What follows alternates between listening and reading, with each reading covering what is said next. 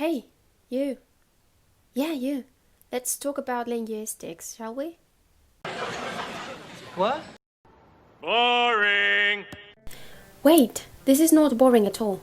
Would you like to know how language works in our head and why do we use it the way we do? No, not that way. I mean more like this. Let's begin by establishing that linguistics is the science that studies human language. It is empirical and not prescriptive.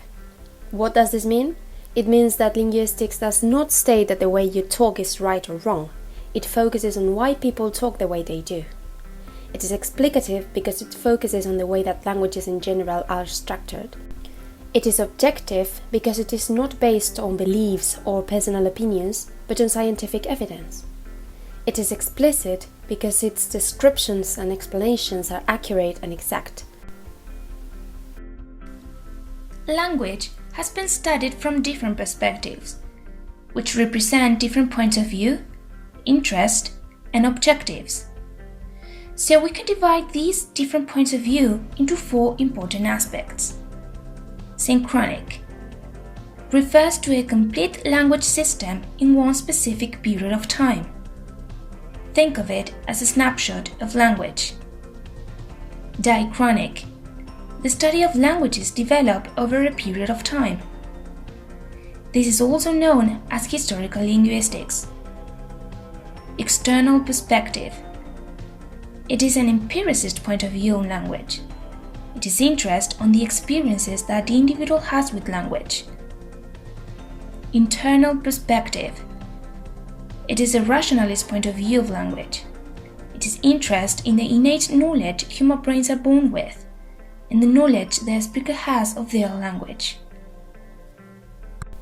Still, they do not have all the answers in the world. There are many questions that linguists cannot answer yet. Let's take a look at some of them.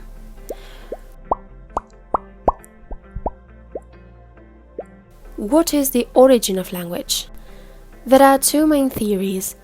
The first one says that there was one first language, called Proto-Human language, which gradually evolved into all the modern ones, and the second theory says that language emerged spontaneously in several different groups of humans in different places. There is a myth that says that language decays over time. Tell me about it. I think that young people, like my grandchildren, do not speak properly anymore. In fact, I think that language is getting worse over time. Well, this is not true. What actually happens is that language is in constant change and we cannot do anything about it, and that doesn't mean it decays. Another question is if there is a universal grammar. Some linguists believe strongly that the fact that languages share common features are proof of a universal grammar, a built-in set of principles that determine how we structure our language. But others believe that apart from similarities, there are awful lot of differences, and maybe these similarities arise from general cognitive reasons, general principle of how our brain works, rather than a universal grammar. What is a fact is that languages share characteristics, and linguists believe that all human languages are equally easy to learn. That is why it is not difficult to learn a new language. Well, but in my case, it would be impossible to learn Chinese. I couldn't imagine how hard it could be. I think there are some languages that are easier to learn than others. For example, German. You may think that because if you speak English, it will be much easier for you to learn German instead of Chinese.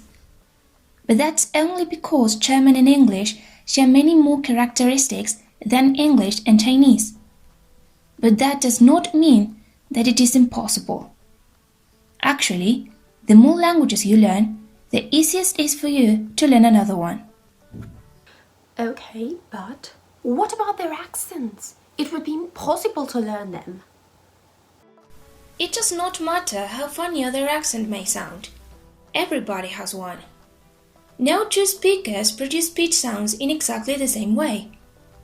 A piece of evidence of this lies on the fact that you have to make a slide. Well, or not that slide, shift in the mode of production and articulation of sounds if you want to imitate how others speak. Is language innate or learned? One theory is that kids learn language using general learning strategies like the ability to see patterns, to memorize, and to make connection. We just have a general ability to learn stuff, and we use it to learn language and lots of other things. The other theory says that kids are born with an innate ability to learn language. They are born knowing certain things about it. There's a myth that says that bilingual kids have a hard time at school, which it isn't true because they will always find a similarity between their native language and their learned language. Another question is if language is adaptive or exaptive. By adaptive, we mean the notion that the mutations that led to language helped us adapt to our environment, so we evolved in that direction over many generations. This is a familiar evolutionary model. And by exaptive, we mean the exaptation being a kind of evolution in which a feature ends up getting used for something it was not originally selected for. This term comes from X plus adaptation. It was just a happy coincidence that something changed for other reasons, and this feature then turned out to be useful for communication. It is a fact that language is constantly changing. That is why we can conclude that myth 1 that says that slang is bad is wrong, because a language without slang is a language in trouble, since this means their speakers are not playing with their language anymore. Now, let's learn a little bit more. Pay attention to this.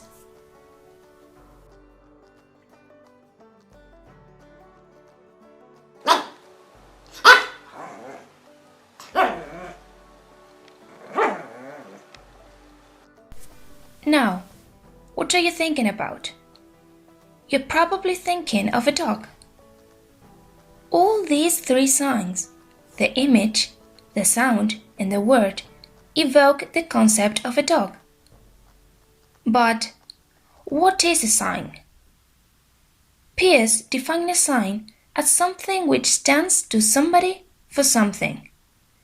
He classified signs in relation to the connection between the sign and the meaning. These are: index. It does not have a communicative purpose. There's a natural relation between the entity perceived and the meaning. For example, we automatically relate this bark with a dog. Icon. It has a communicative value. There's a relation of similarity.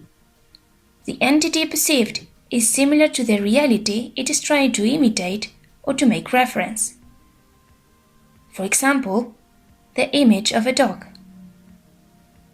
Symbol. It has a communicative value. There's an arbitrary relation, that is, no similarities. For example, the word dog. So we can say that when we speak, we transmit ideas by means of signs. In fact, we can say that signs are mediators between the speaker and the listener. Therefore, languages are symbolic systems consisting of linguistic signs. Saussure made a distinction between the two unified components of a sign.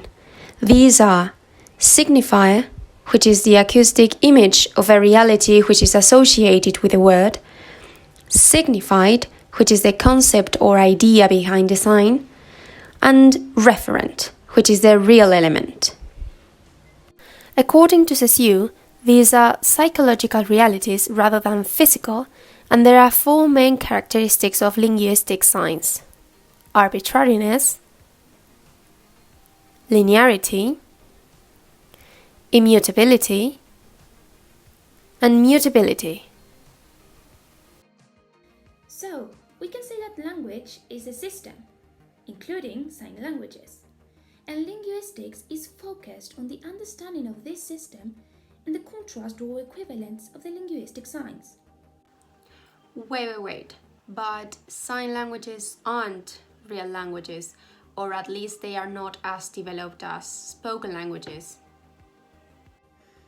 Actually, That's not true. Sign languages, as well as spoken languages, possess a great amount of vocabulary and an elaborated grammar. For example, think about this.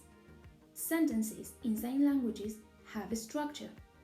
The sentence structure of the Spanish Sign Language is object, subject, verb, whereas in the American Sign Language, it is subject, verb, object. Another example is that the intensity of the spoken language is shown by using adverbs, like in this sentence. An hour ago, it was raining a lot. But in sign languages, the intensity is shown by using repetition. Check this example.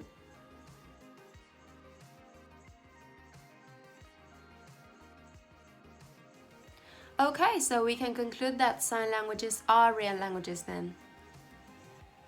Language connects with everything. So if you're interested in a career in linguistics, then you're in luck. You can do pure research or more practical things, but no matter which linguistics path you decide to follow, you'll find an ear-stretching, eye-opening, mind-enlarging experience. Here you have 10 job ideas if you want to become a linguist. Theoretical linguist, experimental linguist, social linguist, language documentation specialist, speech scientist, forensic linguist, voice coach, computational linguist, lexicographer, product namer and advertiser.